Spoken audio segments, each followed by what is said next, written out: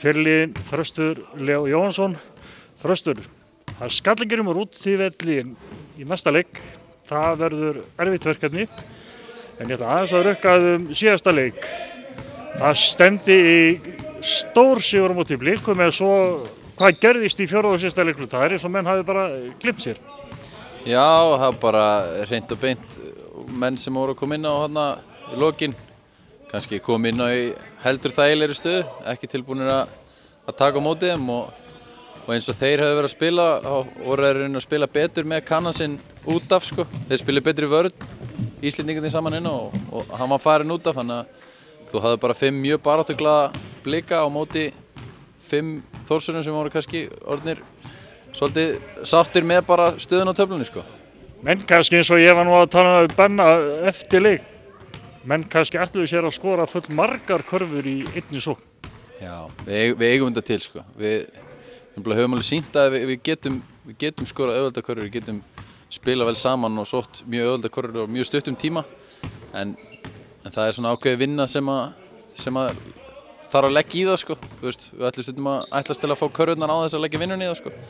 En á öðru leyti var allur leikurinn, ef við tökum frá þannig síðasta leikluta, bara mjög góður leikur. Já, leikurinn var akkurat þannig sko. Við vorum að leggja út vinnuna, vinna saman. Þannig að fyrstu 3 leiklutarnir voru bara hægt og bítandi unnu við á þá fórustu sem að þeir áttu bara ekki séns í að ná. En þetta er verkefni sem er búið. Næsta verkefni í Skallingerum. Það er á útivelli.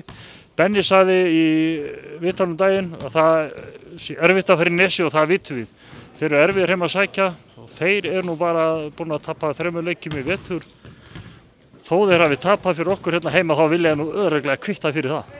Já, það var örugglega bara versti leikurinn þeirra á árinu. Svona, ekki það ég hafi séð allt en með úrslitin þá voru þeir ekki að sýna sitt rétt andlit hérna og já, ég er sammála að Benna með það. Það er alltaf erfitt að fara í fjósið sko.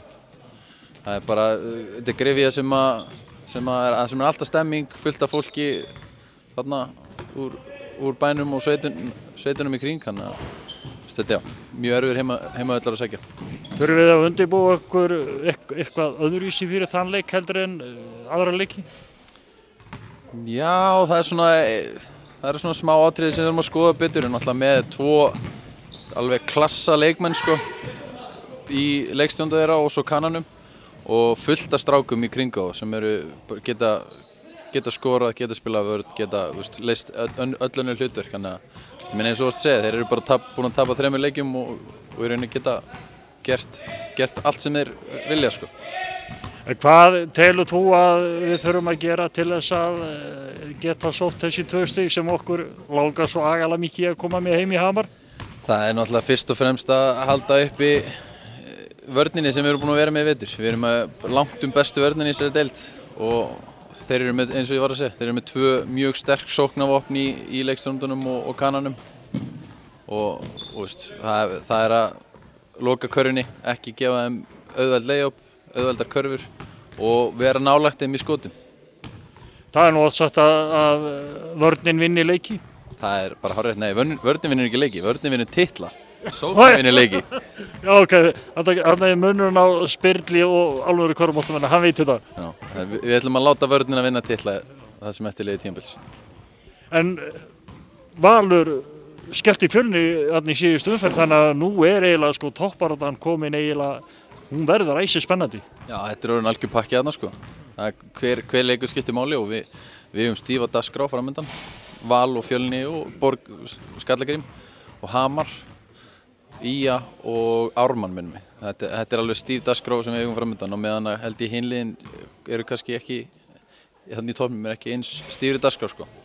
En það þarf kannski ekkert að vera neikvætt, heldur bara kannski líka vera með stíft prógram að það heldur ykkur við efni að ná ekkert að sofna á milli? Nei, það er nefnilega málið. Það getur verið kostur í sjálfu sér sko. Við vonum bara að við höldum þannig á Keflavík að við mætum tilbúnir, 1 leik í einu, Skallagrímur næst. Þannig að eins og ég var að segja það er til dæmis eins og með stelpurnar skuli líða bara sko dagarnir telji í tugum á milli leikja og það gerir engu gott.